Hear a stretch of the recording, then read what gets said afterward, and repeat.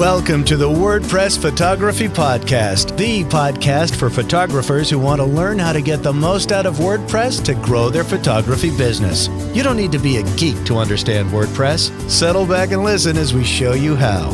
Now, here's your host, Scott Wyden-Kivowitz. Welcome to episode 8. My name is Scott Wyden-Kivowitz, and I'm joined by my co-host, Rachel from Photoscribe. Hey, Rachel. Hey, Scott. How are you? Good. This is going to be a fun episode. Last week, it was last week that we recorded it, we spoke with Jake, who actually, there's a connection between our guest today and Jake, and so it'll be nice to hear how where that connection is and whatnot. We learned a little bit about Blake from Jake's conversation last week.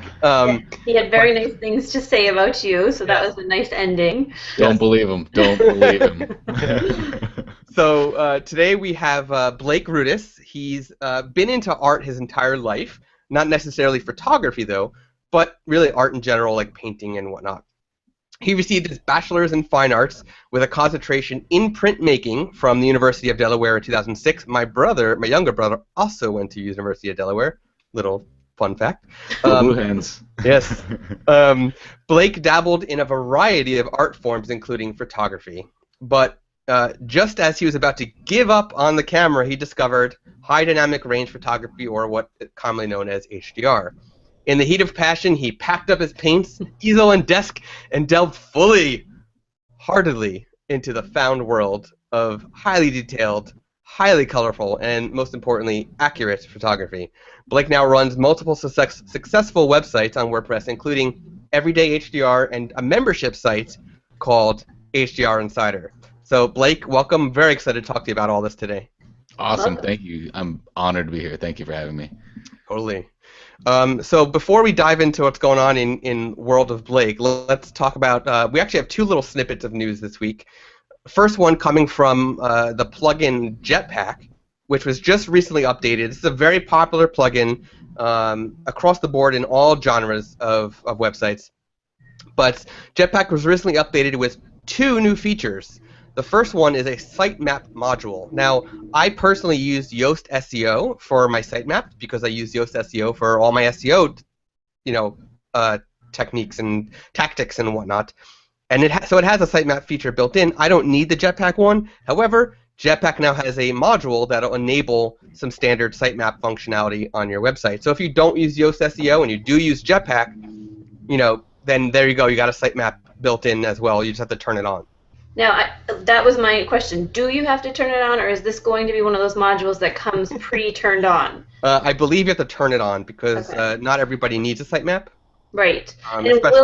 If you do have Yoast, will there be a conflict between the two? Those would be my two immediate questions. Yes. Yeah, so if you do not want two sitemap plugins on your website, unless it's an add-on. For example, Yoast has a video SEO add-on, a news SEO add-on, a WooCommerce add-on. So those all work with the sitemap that's already there. Yep. But if you install two different plugins that do sitemaps, you can have a conflict. So if you're going to use the Jetpack one, remove the other one, or just turn the feature off, because you can turn off sitemaps in Yoast SEO as well. Well, it's good to know that it's there in both places, because sitemaps are important for SEO in terms of Google when they're referencing your site. So Correct. You do want a sitemap. We should go all the way back to the beginning and say you do want a sitemap. You do. Yeah, if you want your site to be listed in Google and be updated with any changes you do regularly, then you want a sitemap. If you Correct. Don't care about your site being listed in Google at all, for whatever reason, then you don't need a sitemap. But as photographers and business owners, you want a sitemap. I will tell you something very interesting. I didn't have a sitemap on my site until 6 months ago. Really? Wow. Yes, because I didn't know anything about it. 5 years blogging without having a site. Yeah. That's it helps. Yeah, it's not a big factor, but it helps. Idea. Yeah. Yeah. Wait, we wanted him as a guest? No, I'm just kidding. I told you I learned everything through failure, okay? Right. So sitemaps are important, but you don't want two of them. Yes, you do not want two of them. The other thing that Jetpack added is a social profile widget. So Jetpack always had a social sharing option, but now they have in their enhanced widgets or extra widgets module or whatever, there's a new social profile widget where you can add your Facebook profile, your Twitter profile, and it'll add icons into your sidebar or whatever widget area you use. with those icons. So nice little thing if you don't already have one and you use Jetpack, you have an easy way to add it. Is that different from Publicize? Correct, because Publicize is actually it's sending your content elsewhere. Oh, so it's okay. sending your content to Facebook and Twitter and whatnot. Yeah. This is literally just social icons that you can put anywhere. That's in a widget. You know, we should CoSchedule, which we've talked about many times on the plugin. Their latest blog post is actually where you should put your social media icons and why. Yep. So we should link that, because I thought that was a great blog post about the data behind where your social media profile should go. Yeah. Do you want to add that into the show notes as I'm talking about the next snippet of news? Yes. So thank you. So the other news is from a company called iThemes. They make one of the most popular backup plugins available. So it's called Backup Buddy, and they recently launched a new feature in Backup Buddy, which offers real-time backups of your website instead of scheduled backups. Their goal is to not impact performance and still protect its customers with backups that are as up-to-date as possible, which means if you upload an image, you create a new page or a new post or whatever, in theory, Backup Buddy's new live feature, which I think is called Stash Live, will actually do the backup at that moment in time, so you're not, and it's going to their cloud. The Backup Buddy Stash is their cloud. It's actually going to do it in real time instead of it having to wait until the next scheduled hour or day or whatever for it to do your scheduled backup. So that's a neat feature. I don't think there's many backup tools or plugins that offer real-time backup that real-time. Usually they're hourly or 30 minutes or something like that, or daily or weekly or monthly, not true real-time. So that's a pretty cool feature that they're just released. I recommend VaultPress for real time. Is this different from that? VaultPress is not real time. It's depending on what plan you're in. It's either hourly or daily or weekly or monthly or whatever. Oh, so this is even awesome. That's great. Yeah. So this is literally the moment of change. Yeah. Wow. Awesome. So, yeah, it's pretty cool. So that apparently was a long year in the works from iThemes to do that. So. First of its kind, so I can see why it would take that long. It's great. So we got the news out of the way. What's going on with Blake? All kinds of stuff. I'm in the middle of a rebrand, so that's not fun. But other than that, I mean, life is great. Just had a webinar yesterday with Topaz Lab, so I can't complain. I really enjoyed the teaching aspect of what I do, and there's something about those webinars that just energizes me, and I get like this whirlwind effect where I can't touch any technology for like another 8 hours, or my head will explode. Yeah. But I love that. I don't love that your head would explode, but I love how passionate and excited you get about it. I do. I love it. I get so fired up. If you ever watch one of those webinars, it's like 45 minutes, and I condense probably like 6 hours worth of content into 45 minutes, and just it's like mind-boggling. I just have so much to say, I can't stop. So do you want to talk about your rebrand a little bit? Because I know your current brand is HDR, and that's where you started. Right. And then where are you going? Where is your passion for teaching photographers taking you? Like, what is the journey for you?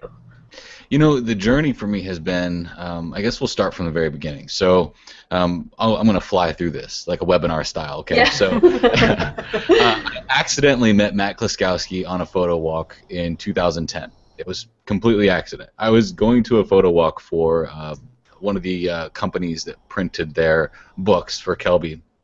And so I didn't know where I was going. I knew nothing about photography, really. I was just going there because my wife said, hey, here's a photo walk, go. So I went, accidentally met Matt, and then Matt says, hey, come to Photoshop World. You seem like this is something you'd be really interested in. So I grabbed his card. He gave me a really sweet discount to Photoshop World. So I get there, still not knowing who this guy is. I just think he has a funny last name, So don't tell him I said that. So then I get there, and I see that he's one of the keynote speakers at Photoshop World. I was like, wait a second. Okay, you never told me this stuff. So we had some sidebar conversations, and then he's like, you should start a blog. So if somebody in that position tells you to start a blog, you drop everything you're doing in life, and you start a blog. So the whole way home, I started thinking about blogging. I was like, okay, let me just do this HDR thing because I don't know a whole lot about it, and I figure if I blog about it, then maybe I'll learn more about it as I go, either through my failures or through comments, or you know how people can be about commenting. So, I learned quite a bit along the way. But what I've realized now is that with HDR, HDR isn't something. Back in the day, you had to do HDR to get my style of photography. It was because the sensors and the cameras just were not powerful enough to pick up all the information in a scene. So you had to do the 3 exposures, merge them together, and do all that fun stuff. So now with sensors being the way they are, you don't have to do the HDR process. And I've noticed that I'm not blogging as much about HDR stuff. So recently, I sent out an email to somebody about being a speaker at a seminar, and usually these things come pretty easily when you have a foothold in the industry. So I emailed them about speaking there, and they said, well, HDR is kind of dead, so I don't really know if this is gonna be the right place for you. And I'm like, oh God, my life is over. Like my wife, my kids, and myself eat on what I do for a living, and I just got told that HDR is dead, and we might not want you at this seminar. Even though I don't really blog about HDR that much anymore, it's all about photography and photo education, more specifically Photoshop education. So I wanted to rebrand at the end of this year. That was my goal. But then I found out at the beginning of this year that I need to rebrand now, because if I don't, it could be the livelihood of everything I've put together. Those 3 little letters, HDR, are like the bane of my existence. I love HDR photography, but at this point, I'm not an HDR photographer as much as I am a Photoshop and photography educator.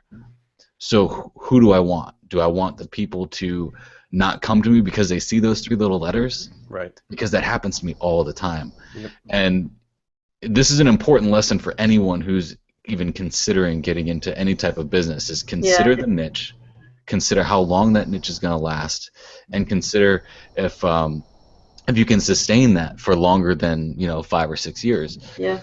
Because now I've branded myself into a hole that if I don't get out of it, I mean, I literally could be like Kodak and losing everything that I've put out there.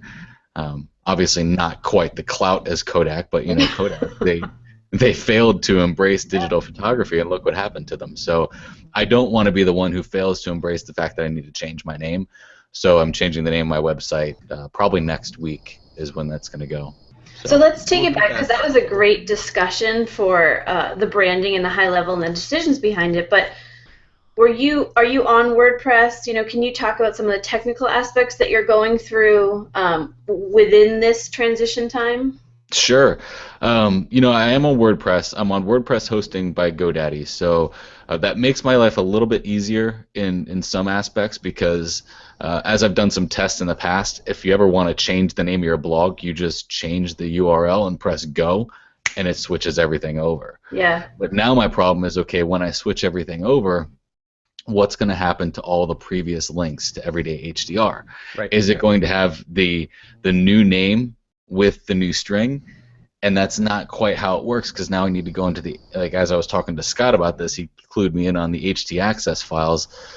So now I've got to go in, find a plugin, do some htaccess stuff so that all those old links redirect to the new branded link with that same string. So that, because there's probably 10 or 15,000 links all over the internet somewhere that all go to Everyday HDR. And, it's not like I'm trying to, I'm not trying to sell my baby, essentially. That's not what I'm trying to do here. I'm just trying to change everything over smoothly so that, put some new clothes on that baby instead of sell it. So that's the hardships that I'm going through now, is what plugins am I going to use to do this?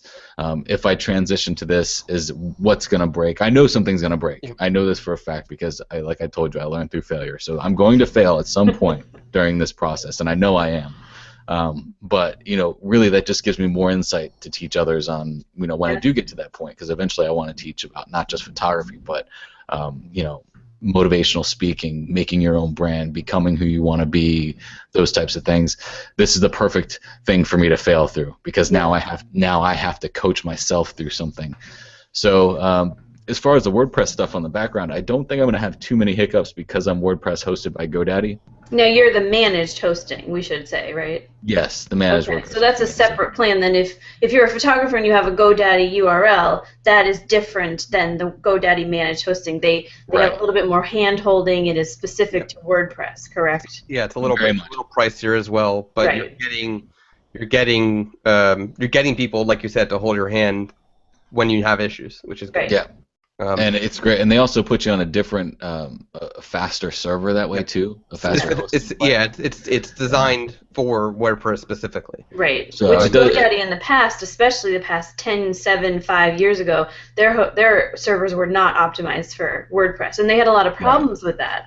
I have to give my friend Mendel, who is basically the I don't know what his official title is. I think he's the GoDaddy Pro Evangelist or something like that. Or advocate or something. You met him here in Boston, right? Yeah. No, I met him before that. Okay. But, he just happened to also be at Boston, which was good. Mendel has put a tremendous amount of effort into improving the branding and reputation of GoDaddy because they did come out with this new managed hosting a while back that isn't very popular. It's not very widely known among the photo industry. But Mendel is every WordCamp. Mendel's there, and he's really, really talking to people and showing that they've improved and whatnot. So I have to give it to GoDaddy and Mendel for really, turning around this bad reputation that GoDaddy has had over the years. So I've been using GoDaddy since the beginning of my blogging, and I can't say better things about it because every time I have an issue, I pick up the phone, I call them, I say, hey, look, I don't know what I'm doing. Can you help me? And every single time, I've not had a person that can't help me through a problem. So have you always been on managed hosting, or was that a recent switchover? No, I switched over to managed hosting when I created HDR Insider, which was back in 2013, end of 2013. So I blogged for 3 years on the regular hosting. I didn't seem to have any problems, but also I didn't really know what I was doing either. So if I had a problem, I didn't know it was a problem. Like I just told you, I didn't have a sitemap for 5 years. Right. If I didn't know it was a problem, you only know what you know. And I didn't know. So Dr. Seuss of knowledge. Rachel, another note is, speaking of Mendel, he's also a photographer, like a hobbyist, so we should definitely get him on the show to I think that'd be great. Share some of his insights. So Blake, during this whole process, there's a couple things that you and I talked privately about the HT Access thing, but which is basically you're going to redirect do a 301 redirect of your domain, all of its URLs to the new one once you make the switch, and you don't have to do them individually, which is good. But once you get to the new domain and you got it up, and you notice that your links are wrong and your images are not showing up, there's a plugin called Search and Replace, which you'll be able to go in and in one clean swoop, say replace hdrinsider.com with whatever the new domain is. Yeah, I've used Search and it's awesome. But let's take a time out and go all the way back to Scott. What is a .htaccess file? So if you're listening to this, you're a photographer, you're new to WordPress, you hear that word and you think, what is that? So I even need to know this. So go ahead. So I couldn't tell you the true technical definition of it, but I'll break it down to how I understand it as. Now, but before I talk about this, most people will never need to touch it. Correct. And if you do touch it and you don't do it correctly, you will break your website. Also correct. Yeah. HT-Access. I love it. I love it. Doom and gloom. Thank you. So there's the pre-warning. Basically, an HT-Access file is a file that can perform server-based actions. Right. So changing URLs or adding more memory to a server or caching. It can implement caching on a server, and it can do things like that. And it really is it's basically a text file on your server that is usually hidden, that you'd have to actually view hidden in order to see it. Because if you modify it wrong, it breaks. So that's why they hide it. Yep. And it's basically a whole bunch of source code, like a bunch of code that you normally would never need to work with. So I recommend if you plan on doing something like this, definitely seek help from whatever new host you're going to. Yes. Because they'll be more than happy to log into your old hosts and do it all for you. By modifying whatever they need to modify, because they want your business, so they're going to do it. They'll do it. So here, I got the Wikipedia. It says an htaccess hypertext access file is a directory-level configuration file supported by several web servers, used for configuration of site access issues such as URL redirection, URL shortening, access security control for different web pages and files, and more. So the reason it's relevant to this conversation is because we're talking about rebranding and moving from one existing brand website to another. So in normal everyday, you wouldn't need it. Yeah. Here's speaking of security, so that's a good one. In NextGen Gallery and NextGen Pro, we sell photos. And the photos that are displayed in the front end are usually resized down so they load fast. But the photos you're selling from are sold from the original full-size image, which is actually protected by an htaccess file, so it cannot be downloaded just by anybody. So there's another use case for an htaccess file, is it can actually protect files from being downloaded. But in that case, who modifies it? Does the plugin? Yeah, so in that case, we do it in the plugin. Okay. The plugin modifies it. So again, a normal photographer wouldn't have to go in and change anything. Yep. Okay. So just want to bring it back. I got. If you're watching this, I've got a sticky note that says, "Don't touch it, you'll break it." And can it be genetically modified? That's what I'm wondering. Can you genetically modify this to make it like an apple banana or a... I think it would do bad things to your server if you did. But you can do great things with it too. Yes. No, it's very important. And I have to tell you, as the sort of web person, I sort of fake it till you make it, but the htaccess file scares the crap out of me because it can break things. Over the Christmas break, I was having a serious issue with my website where I would be trying to work on it, and when I would press update and then preview changes through WordPress, it would say access denied. And I'd have to wait 30 seconds, and then after 30 seconds it would load. So, working on it, I just didn't even want to work on it. I didn't even want to touch it, Yeah. But I had a sale coming up, so I had to get this stuff right. So I called GoDaddy. I'm like, what is going on? And nobody could tell me the problem because they weren't seeing it on their end. And one guy figured it out, and he said, oh, yeah, we just need to increase something in your htaccess file for your memory. And as soon as he did that, I'm talking like, when I'm plugged in, I've got my Wi-Fi plugged in here. When I'm plugged into my Wi-Fi, I get about 250 to 300 megabytes a second on this connection. And I've never seen my site load so fast on my end before until this guy went into this htaccess file. But, you have to know the right people. Even the people at GoDaddy, they know this stuff, but some of them don't know that they don't know what they don't know about it. We get into that. So I contacted 3 different people at GoDaddy about it, and this one guy, he knew exactly what he was doing with it. He went into it and he modified it, and it was perfect. So he's one of those people I think was pretty comfortable with the htaccess. Like, he might know htaccess on a first name basis instead of a last name basis like you and I. So. Well, and I think that's a good point for managed hostings in general, because the reason you're paying more, and like Imagely is going to be managed hosting for photographers. There's WP Engine, which is another big one, and then GoDaddy, which they have their managed hosting slot, is that you're paying that extra price to have that super hand-holding through the process. If you don't have a Scott in your life like we do, right? To have someone walk you through that. So. But I want to make a note too that you called 3 times to get the answer, and I think that's a good note for photographers too. Like, call your host. If you don't get the problem solved the first time, call again. Like, that's what you're paying for in your monthly fees. Yep. And it was even one of those things that everyone I called did something different that helped. Right.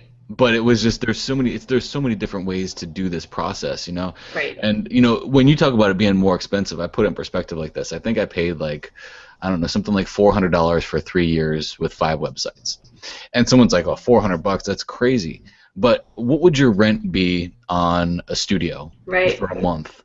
It would be over $400. So if you look at it in perspective, think of it as renting a building. This is your online office, essentially. So if you can get an online office for 5 different office spaces at $400 for 3 years, I think I got a promotion, so don't quote me on that one. That's incredible. You know, that's an incredible price. You know, at first you're thinking, oh, well, I can get hosting over here for $30, you know, a year. Right. But is that really going to help you when you put it in perspective? Yeah. You definitely get what you pay for with hosting, because for one, managed hosting, it just has so many advantages. This is definitely a topic for another show, like about differences between hosting. But managed hosting has so many advantages because you do have servers optimized for WordPress specifically. You have the people that are hand-holding everything, monitoring the server for you. In some cases, updating your themes and plugins and WordPress for you. Yep. Doing your backups for you, keeping them safe, making sure your website loads as fast as possible. So, you $400 for 5 sites for 3 years. If your site goes down, it's like $100 an hour just to pay a web dev. You know, if you're that far into the process. But so to bring it back to WordPress, was there ever a question in your mind, Blake, about using anything other than WordPress? Like when you first started, when you transitioned, what was your thought process in sort of the back end? No, I didn't actually. I actually, when I was at Photoshop World, I was told that on the Kelby One site they had like a course that I could take on how to set myself up with WordPress. So you have to understand, I'm this guy off the street who has no idea what the web is other than maybe going to YouTube to find stupid funny cat videos back in 2010. So I had no idea that there was this whole world of creating your own domain. And when I got into it, I just thought it was fascinating. So WordPress is all I've ever known. It's probably all I ever will know, especially for how easy it is to make things work. I don't have any coding experience in the past. I wasn't, a software engineer. So for me, being just like your average Joe off the street, never touching any web stuff, I found it fascinating that I could essentially be building a website with the same technology that you'd be using to write an email. It's almost what it seems like. You put a subject line, you put a body, you add a picture. Look at that. It's just like an email. So, for me, it was I have seen no other way, and I probably won't use anything else other than WordPress. Yeah. You mentioned you didn't have any coding experience, and you still have a WordPress site. So let's back in the intro, I mentioned your connection with Jake. Why don't you talk about how that connection has helped with HDR Insider and potentially future things as well? Like what is Jake doing for you that is beneficial for you as the photographer, educator, and site owner, and Jake is not that for your sites? All right. Well, this kind of gets into, I guess, one of the more things about just life in general. Okay, so Jake is a mentor for me in many capacities that I do not know at all. So Jake and I's connection, he is a coder. He knows how to do all the crazy stuff that I don't know how to do. But most of our conversations with Jake and I we really ping ideas off of each other and brainstorm off of each other. And it's really helpful for me in my business to have someone like that, especially like Jake, who we're very open with each other. We're very, our conversations are really kind of funny that we have when we're, sitting here on Google Plus. I'd say probably almost every day we have Google Plus chats with each other, and sometimes we're on there for like 2 hours just talking like like little girls in high school, I guess. but for the most part, he helps me in ways that, I'm talking about this rebrand. He's like, okay, well, just what do you need? I'll do this, or if this doesn't work, I'll figure out a way to code this. Now, which is really helpful for me, but it's also one of those things that has become a hindrance for me because I like to have a lot of control, and I've been in control of my website for 5 years now. So, and Jake will probably, I think he thinks it's really annoying how much control I like to have. But if there's a process that I don't know how to do, I want to know how to do it, and it's not because I'm a micromanager. It's because if everything were to fall through tomorrow, and I needed to fix it right now, I would be the one that could do it. So the coding aspect behind that, and where Jake comes in, is he has helped out a lot on HDR Insider, keeping things going. He informed me about SEO. I had no idea what SEO was. I knew that it was 3 letters, but I thought it was like part of a song, like Blake Rudis has a website, SEO. No, it's not part of that. This is like, this is not Old MacDonald Had a Farm with SEO. This is, and SEO for me was something that I wasn't doing on my site. So when Jake peered into my site for the first time about a year ago, maybe a little less than a year ago, and we haven't known each other long, but we've become like brothers in less than a year. He says, "You have no SEO here." I said, "Well, I tag my stuff with my posts." He says, "You have no SEO." And I was like, "What is SEO?" This wasn't that long ago. We're talking, like you said, you'll fumble your way through things, you fail your way through things. So then he says, the only reason why your website is known is because you have over 600 blog posts over the last 5 years. Like, you were just randomly being grabbed by random things to get you on the internet. And it was one of those, like, I thought I was so successful. Like, yeah, look at my website. But then you learn all these things about the back end of what you're not doing. And he was able to point these things out. So he is my mentor on things that I don't know or probably ever will know on the website, and I'm his mentor on things about photography and business management, stuff like that. So between the two of us, we're like an unstoppable force for everything that's man. And if you've ever seen him, woman, no. or I'm just saying man in general, but if we're being politically correct here, all that is human. If you've ever seen him, he's like the big dude, most giant human in the world. Well, we just spoke with him. No, he's so sweet. He's a very nice guy. But we do workshops together. So we did this workshop in Cannon Beach, and that was like the first time I met him. Actually, before that, we went out to South Dakota, and I met him for the first time. It was kind of like walking around with My Giant. You've ever seen that movie back in the day? It's like, here I'm like 5'11" and a half. For the rest of my life, I'm going to be a half inch off of 6 foot. And here's this guy, like, towering over me. It's just a funny combination of people, So when we do these workshops together, it's like, it's just interesting because I don't know, you think that a guy that large would be intimidating and scary, but he's the biggest teddy bear of a human being that will just help you in any way. Yeah. He literally gave the shirt off of his back to somebody that got hit by a wave. That's the kind of guy that he is. So. I think it's important to highlight that the relationship that you guys have in terms of a more technical person and a more business-minded, higher-level person like yourself is that I think photographers can benefit from those. So solopreneurs, they're sitting in their houses, they're listening to these podcasts. Don't be afraid to go out and make those connections and find someone that you can, joke around with, but at the same time, understand there might be a mutually beneficial relationship. Well, I've been deathly afraid of doing something like this for the longest time. And the reason why is because I had somebody that I tried to start this with before, and it didn't quite work out between us. He was more of a manager type of person where he could get things done because he had great ideas, but I was doing all the work. Right. And that really irritated me. So you have to find the right person. Right. And I've had this relationship for, I think it was like April or March of last year that we started talking. And it was just one of those things. He was on my subscribers list on my email, and he sent me a little message that said, "Hey, I like what you do. Do you do workshops?" And then that evolved into a conversation. So the big takeaway is, no matter where you are in your life, whether it's WordPress or even your business working life, is you don't turn down opportunities and understand that every single person that you come in contact with has something for you. You can always learn from someone. So, people get these like big heads on their shoulders. I don't need anybody else. That's not true. Yeah. Even the best people in this world I just read a book called Lincoln on Leadership. It's about Abraham Lincoln. If you ever get a chance to read that book, it's phenomenal because he was just a lawyer. That's all he was, who became the president. So he really relied on all the people that he met throughout his presidency to make it what it was.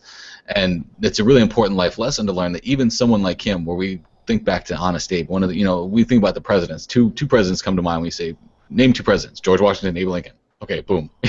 And then maybe you might say, Obama, because he's the most recent president. But those things are really important so that you can lean on these people and understand that everyone you meet in your life has something to offer you. Don't turn those things down. Because if I never would have talked to Matt Klaskowski, if I would have been at that workshop, that he didn't even have a camera. So here I'm thinking, like, who's this guy who comes to a photo walk without a camera? But the thing is, he had a photo walk before, and he just wanted to walk around and talk to the guys at Peach Pit.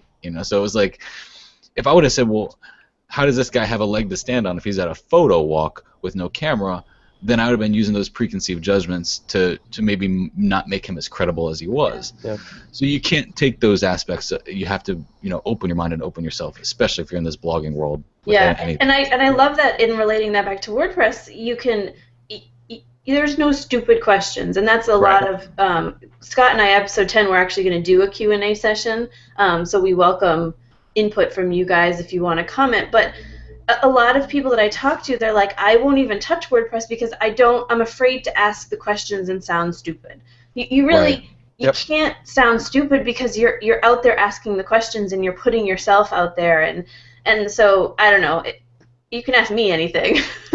Well, that's what I feel. I started a Facebook group called WordPress for Photographers that we're getting questions almost every day. Some of them are what others might consider stupid questions, but we answer them, and it's a community of people answering questions. So and that's actually linked if you're watching the podcast or if you're on the podcast show notes page, or on the Imagely blog at all. Then it's actually linked in the sidebar on the blog too. And we should say Jake, the person who we were talking about here and who we spoke of the last episode, does those things. And there are other resources within the WordPress community that you can reach out and find a person like that. But you can see from Blake how important that is. That it's huge. Just having someone to bounce stuff off of can make a world of difference. I really wish that I'm in that WordPress for Photographers group, but I'm the silent lurker. Yeah. I like to just peek in the windows of the conversations. So I do that in a lot of different Facebook groups. I don't talk a lot. I talk a lot when we do this kind of thing, but I don't talk a lot socially in those social atmospheres. But I do watch everything, and I'm like, oh, that's a great question. I really wish I would have had the answer to that when I first started. So if you're just starting in this whole WordPress thing, get in that group because Scott does a great job with helping people out with those questions, and there's other people that do a great job helping out with those questions. And there really is no dumb question. All of them are actually dumb questions because there's 100 different ways to do it. So I mean, if you really think about it, very true. If you really think about it, every question could be either really smart or really dumb. It just depends. We're getting close to the end. I kind of want to touch on one topic before we get into your recommended plugins or themes. So you've got 2 websites right now. You're going to be rebranding, but right now HDR Insider is a membership-based site. And it is. I actually am wondering, now we had a conversation with Brian Caparici in episode 6, I believe, about podcasting for clients. Now I'm wondering, from your point of view as running a membership site for photographers, really, what your thoughts might be on creating membership programs for clients. For example, wedding photographers could share private content with their clients to help them plan their weddings. Real estate photographers could share private content with their clients to help them with staging homes or properties. And landscape photographers could share private content about color theory and how to determine what photo to hang where. Like, is this something that should just be emailed, or is this something you can do like an online course and put it behind a membership gateway? That's an awesome question because really, I think there's many different ways to handle a membership site. So, and even if you look at them all over the place, all the different membership sites, there's a bunch of them there. And the reason why I started HDR Insider, another thing I fumbled my way through the whole time, was because I had somebody ask me if I could do full workflow tutorials. Now, if you follow Everyday HDR, here's the difference between the two. Everyday HDR is free content, usually snippets of tutorials that I just want to do because I was sitting there in Photoshop and I was like, ooh, that'd be great to show people. And they're just little snippets of, 10 to 15 minute little things. And those are great, but how do you take those 10 to 15 minute things and pull them into one concise workflow? So someone said, hey, can you post your entire HDR workflow on YouTube? And I was like, well, I could, but that's kind of my thing, like if I do that, I'm giving away the whole farm instead of raising some crops. So I started HDR Insider, and that was mainly to do a couple things. The only thing I really wanted to do was show workflows, but I was like, how can I justify just showing one workflow a month or 2 workflows a month? So I made it a workflow. I made it a project. So every month people get a new project, and that project is, hey, do something with this. And then I pick a winner at the end of the month from that project to win one of my tutorial packages or something. If a company donates something, they win that. And then I do a workflow tutorial on what the project that I gave them at the beginning of the month. So they do it, they see their peers do it, then they see me do it. And then halfway through the month, I do a critique session where I take 10 images. I don't turn any images down. If they come in, I just put them in different slots for different months, and I'll critique 10 images right there in Photoshop, and it's all anonymous. So, and then it's slowly developed into more things. You know, so that's just one kind of idea of content that can be on a site like that in the background. What you're trying to do here with a membership site, in my opinion, is give something that is even more value that you over-deliver on than your normal site. So I always suggest doing something for free. And, you know, if we kind of equate this to, you know, that gateway drug concept, like, you know, hey, here's a free one, come back later, you'll get more. You know, it's a kind of a bad analogy, but that's the thing. It's like, here's something that I'm showing you that I think is very valuable, but there's a lot more stuff over here that's even more valuable, and I can't just give this stuff to you for free. Right. But you can pop in and watch it for a month if you want, and then, you know, you're done. I don't have restricted contracts, so if you sign up for a year, you're in for a year. If you sign up for a month, you can back out at any time. So for a photographer with their clients, I'm assuming you're running this on WordPress, the Right. membership site. What's the benefit of doing it on like a WordPress and their own site versus starting a Facebook group or building a community in another way? I think the idea of putting it on a site instead of a community social media site is that I think I would feel kind of odd charging someone money for something that I post on Facebook. Yeah. Because it's just not to me, it's not a legitimate form of a closed group. When I think closed group, I'm thinking something that's so secretive, so closed that the only way you can get in there is with a username and password, and that content is not shared throughout the world. You know, HDR Insider has, I think, like 700 active members. They aren't really active, but 700 memberships. How many are active? I'm not really quite sure because it's kind of hard to manage. But you know, it's very restricted to just Right. them. Now, I do, on top of that, have an HDR Insider Facebook group.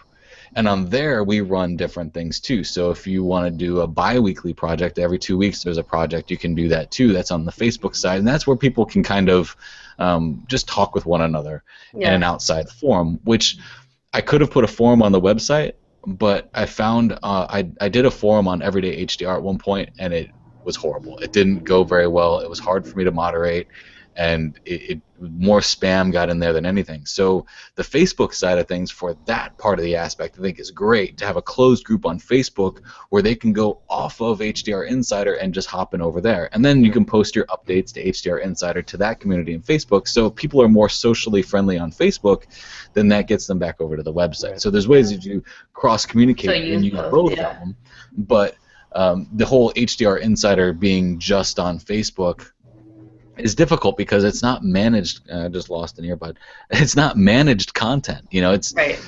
You post it and then it gets lost in the feed. You post it gets lost in the feed. There's also the idea of branding and ownership. On Facebook, you still own the photos that you put there, but really Facebook could take whatever you put there and share it anywhere. Right. You know, you're agreeing to that when you use Facebook. Then there's also branding. Yeah, you can put your logo in the group, you know, box for your image, but that's it. Right. You have your own website. You control every aspect of it from top to bottom, left to right. Yeah. Yeah, and there's so much more in there. And you know, like I installed, I think the plugin on there is Paid Memberships Pro, and it was really simple to set up. It was really easy. I was actually shocked how quickly that set up, and I launched it after, you know, only maybe a month of working on it, and I thought it was going to go nowhere. And it became, you know, pretty successful for me. So that's the other difficult aspect to this, though, is okay, now I'm rebranding out of the HDR stuff, so now I have to rebrand 2 sites. Right. That's difficult. Well, so my recommendation to you would be put them together under one roof, and have the Everyday HDR content just being free content, and then having all the HDR Insider behind the gateway, behind the wall. And that way, you're managing one website that has both, and you know, you're offering it all in one spot. I will say that by the time this podcast is out there, your rebrand should be done. So hopefully we'll have that, the domain linked up once that's all done. But yeah, it'll be really interesting to see. So the people who are listening now can go to your new site and know that at the time that we were recording, you were going through all this and maybe make it hopefully. I mean, if I failed, you won't see the rebrand. Well, you might not even see a website. Normally we move into the guest recommended WordPress product, and I love that you talked about the plugin that you use for the membership site. Is there any other WordPress products or plugins that you use on a regular basis? I'm in love with the Divi theme. You can call me like a Divi groupie. It's and the thing is, it makes it really simple and easy, and especially because when you get into the product sales of things, now some people might just be thinking about blogging, but when you get into the product sales of things, one of the most important things when you're doing a launch of a product is to not have any clutter on the page at all. So no header, no footer. All right, and it was so hard for me with my first product launch. I didn't understand how to do that with WordPress on my regular theme that I was using. So I didn't do that, and my sales weren't nearly as good as my next launch when I was using Divi, and I was able to make all that stuff disappear and make a really simple, clean website for product launches. That way, you always have the product for sale on your website, but when you're doing a launch, there's something to the psychology of not seeing any clutter and only seeing what's in front of you. If you ask my wife, like, if we were to go to a plaza where they have 15 restaurants to eat, and I say, okay, it's time to eat, what do you want, love? She's like, I don't know, there's too many choices. It's the same thing with a product launch. If you have all this stuff all over the place, there's too many ways for people to get out.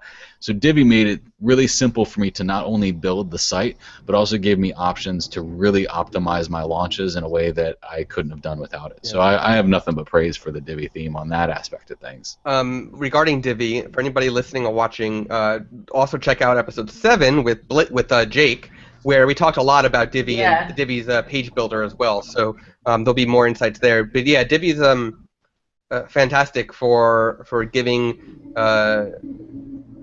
people who don't understand code ways to create things that easily. Right. Anything else? So Paid Membership Pro for membership sites is what you use. Divi theme is what you use for your site now. Anything else do you want to throw out there that you recommend? We already talked about Yoast. I'm an analytics freak. I love seeing that little green light, red light, orange light. Like for me, that's like, woo! I got a green light. I'm good.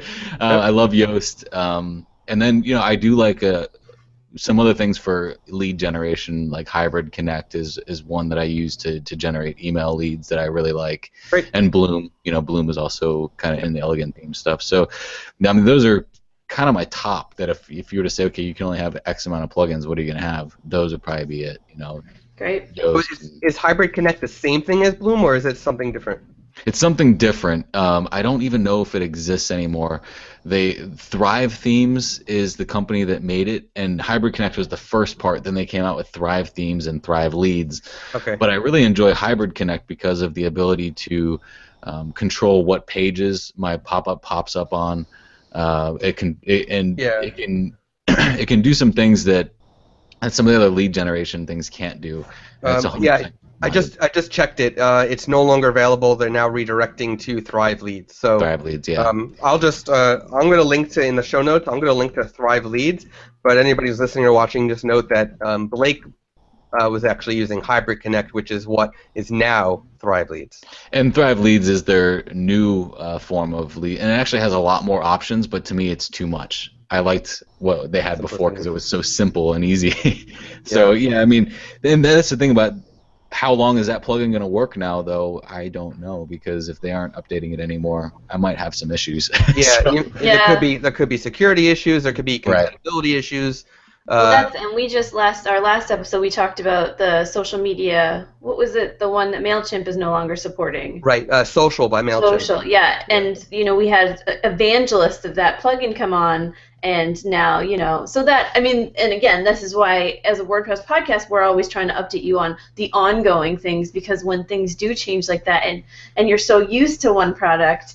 I think you can equate it because I know, Blake, you do a lot of Photoshop work. There's a lot of photographers who are stuck in a Photoshop release because they understand it, they know it, but it's sort of that same mentality of you kind of have to keep going and growing with the software, even though it might take you out of your own workflow and head sometimes. So. Mm-hmm. And that's the thing, you'll get thrown for a whirl, and these once they create those new products, they stop developing the other ones, and you don't want to be stuck with that. So I probably should look more into. I have Thrive Leads too. And you also have Bloom. So which so what is Bloom?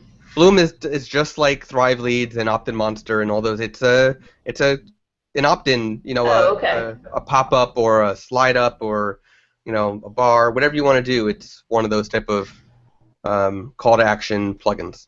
Great. What I like about Bloom is the ability to lock content.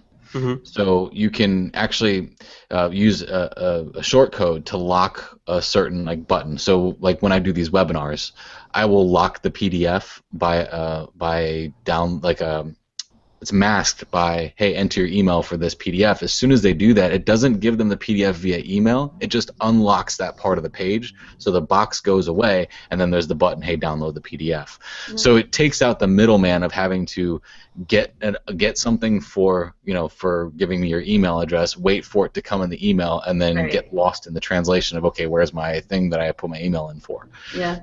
So that's the number one thing I use Bloom for, is the lock content aspect of things. Yeah, Bloom's a really, really, really nice plugin.